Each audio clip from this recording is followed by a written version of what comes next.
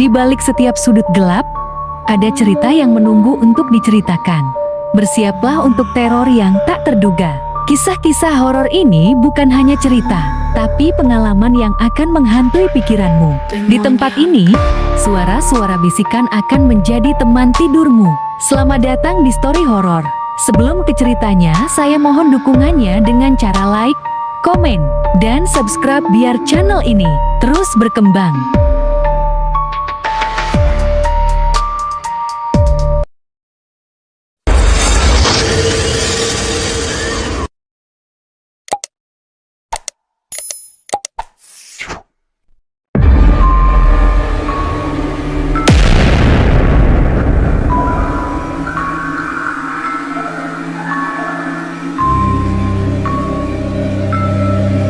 Di banyak desa, ada tempat yang sengaja dibiarkan kosong bukan karena tak berguna, tapi karena tak seorang pun berani mengusiknya. Tempat itu dianggap keramat, dijauhi bahkan oleh hewan malam sekalipun. Malam ini, kita akan menyimak kisah dari seorang petani yang nekat membuka lahan di sebuah tempat terlarang.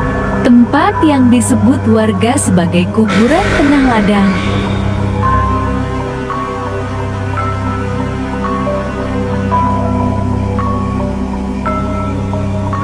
Di desa Surorejo, ada sebidang ladang luas yang terletak agak jauh dari pemukiman.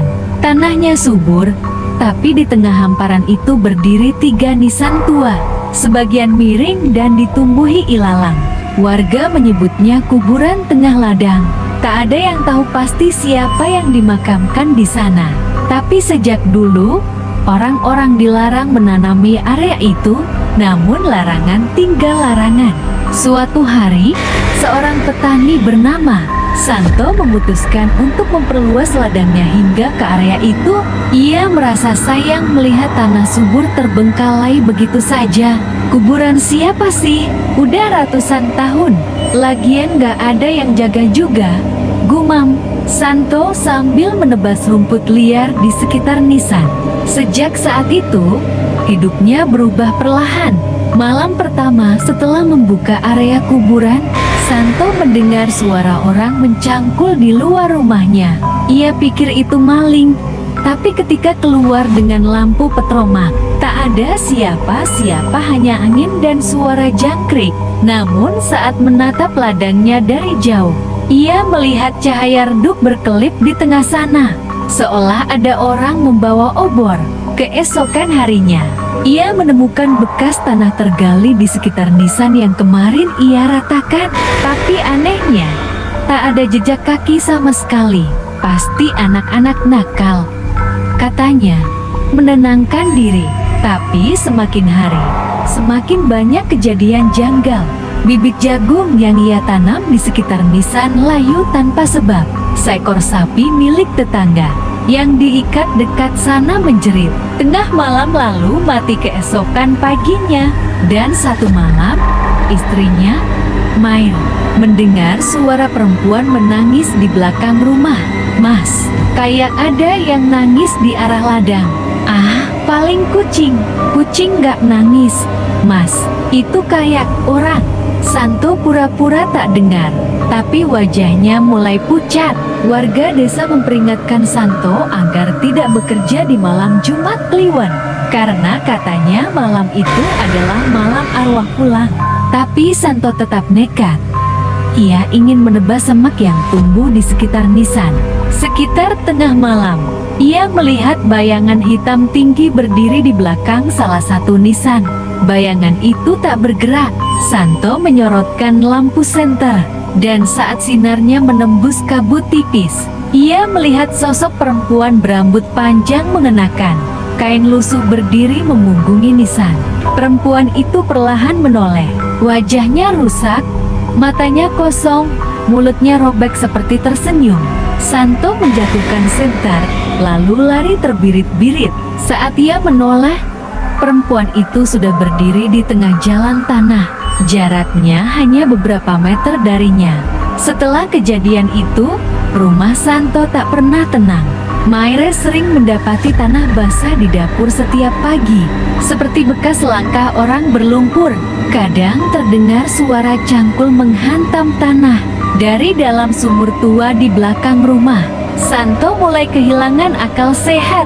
Ia sering bicara sendiri, seolah berbincang dengan seseorang. Anaknya yang masih kecil pernah bilang, "Ayah main sama Mbak Putih di kebun, Bu." Mar ketakutan. Ia mendatangi Mbah Darmo, dukun tua yang tinggal di ujung desa.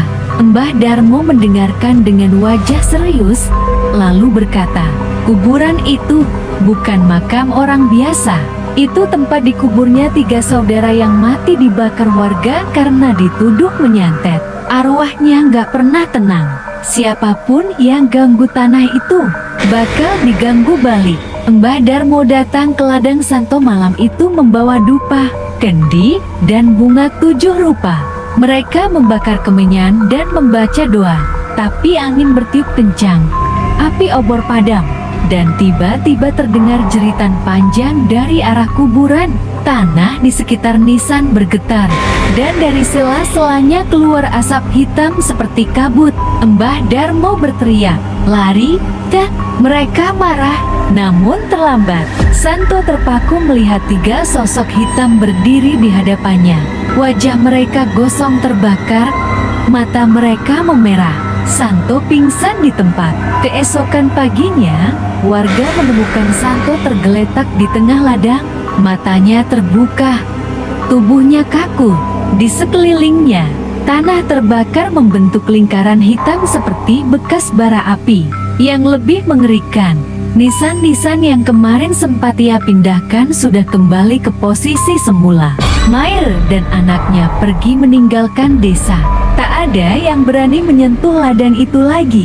Kini, jika seseorang nekat lewat malam-malam, mereka kadang melihat sosok petani membawa cangkul berjalan pelan di tengah kabut, menatap ke arah 3 nisan tua di tengah ladang.